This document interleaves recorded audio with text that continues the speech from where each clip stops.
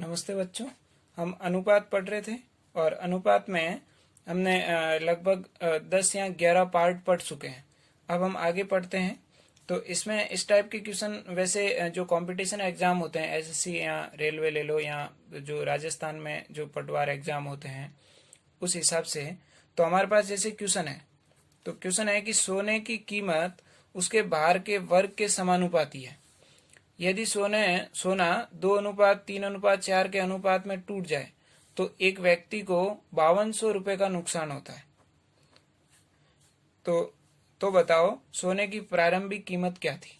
इस टाइप के क्वेश्चन को कैसे करना है, तो इसका कॉन्सेप्ट समझो कि ये क्वेश्चन कैसे सॉल्व करें। तो देखो, अब यहाँ पे क्या बोला इन्होंने, यहाँ पे एक बात, ये बहुत इंपॉर्टेंट बात है, इसको ध्यान रखना। उसके वर्ग के समानुपाती है, भार के वर्ग के समानुपाती है। तो देखो, भार को मैं थोड़ी देर के लिए क्या ले लेता हूं, भार को जैसे मैंने मान लेता हूं W, यानी कि वेट हो गया भार, और समानुपाती है किसके, कीमत के, यानी कि कीमत उसकी है ना, कीमत उसके भार के। तो कीमत को क्या मान लेते हैं अपन, प्राइस, यानी कि P मान ले। तो इसमें ऐसे होगा P = होगा W², यानी कि कीमत उसके भार के वर्ग के समानुपाती है। वर्ग किसका, भार का, तो मैंने W का स्क्वायर कर दिया, भार यानी कि वेट है ना। यहाँ आप ऐसे भी लिख सकते हो, कीमत = भार का स्क्वायर। इस तरीके से हम इसको लिख सकते हैं। अब देखो, जैसे मैंने लिखा भार इसका किस अनुपात में है, 2:3:4। अब देखो कीमत, क्योंकि भार का स्क्वायर करूंगा तब कीमत आएगी भाई। कीमत किसके इक्वल है, भार के स्क्वायर के। तो इसका स्क्वायर करूंगा तो कितना आएगा, देखो 2 का स्क्वायर कितना होगा 4, 3 का स्क्वायर कितना होगा 9, 4 का स्क्वायर कितना हो गया 16। अब देखो, अब मैं इन तीनों को जोड़ता हूं। इधर देखो, इधर इन तीनों को जोड़ेंगे, 2 और 3 5, 5 और 4 9, 9। अब देखो 9 का अगर स्क्वायर करता हूं तो कितना हो गया 81।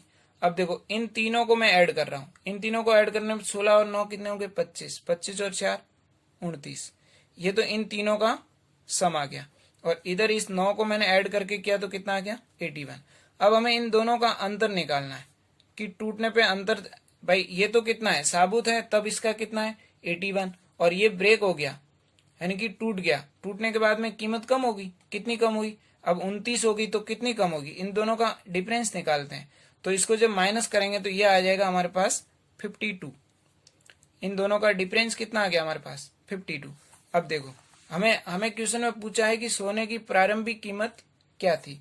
तो देखो हमारे पास अभी फिलहाल जो है, अभी 5200 रुपए का नुकसान हो रहा है, यानी कि अपने पास कितना नुकसान दे रखा है क्वेश्चन में 5200। हमारे अकॉर्डिंग क्वेश्चन में कितना नुकसान हो रहा है, पहले कैसी थी अब कितनी होगी 29, तो हमारे अकॉर्डिंग कितना नुकसान हुआ। आपको ये फॉर्मूला याद रखना है, प्रश्न का मान अपॉन हमारा मान इंटू जो हमें फाइंड करना है। हमें क्या फाइंड करना है कि प्रारंभिक कीमत कितनी है 81। देखो अब इसको 52 को 52 से कैंसिल करो तो कितना आया 100 × 81, तो ये आ गया हमारे पास 8100। ये प्रारंभिक कीमत होगी, प्रारंभिक कीमत, ये हमारा आंसर है। अब आपको मैं इसको दोबारा समझाता हूं। आपको देखो, सोने की कीमत उसके भार के वर्ग के समानुपाती है, भार का वर्ग यानी कि P² = W²। अब देखो भार हमें सोना जो टूटता है किस अनुपात में टूट रहा है, 2:3:4। तो 2:3:4 में टूटा तो उसकी कीमत क्या होगी भाई, टूटने पे स्क्वायर हो रहे हैं, तो मैंने इन तीनों को स्क्वायर कर दिया। अब मैंने पहले इन तीनों को जोड़ा तब कितना हो गया 9, 9 का स्क्वायर कितना हो गया 81, यानी कि ये कौन सी कीमत थी, प्रारंभिक कीमत। और ये टूटने के बाद की कीमत, तो कितनी कम हुई 52 कम हो गई। हमें क्वेश्चन में कितना गिवन है कि 5200 का नुकसान हुआ, यहाँ हमारे अकॉर्डिंग कितना 52 का नुकसान हुआ, तो 5200 अपॉन 52 गुणा, प्रारंभिक निकालनी तो 81 से गुणा करेंगे, अभी की निकालनी तो 29 से गुणा कर लेंगे, 2900 हो जाएगी अभी की, और ये प्रारंभिक कीमत। हमें यहाँ प्रारंभिक पूछिए, हो सकता है क्वेश्चन वाला पूछ ले कि अब बताओ कि उसकी टूटने के बाद, नुकसान होने के बाद में, यहाँ दे तो रखा है 5200 नुकसान हुआ, नुकसान होने के बाद कीमत कितनी होगी, तो कितना हो जाएगा यहाँ 2900, 29 से गुणा कर लेंगे।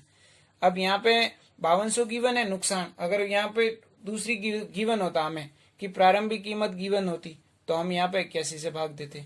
ये आपको समझना है कि कैसे प्रश्न का मान अपॉन हमारा मान इनटू जो फाइंड करना है। इस तरीके से आपको ये कॉन्सेप्ट इसमें लगाना है।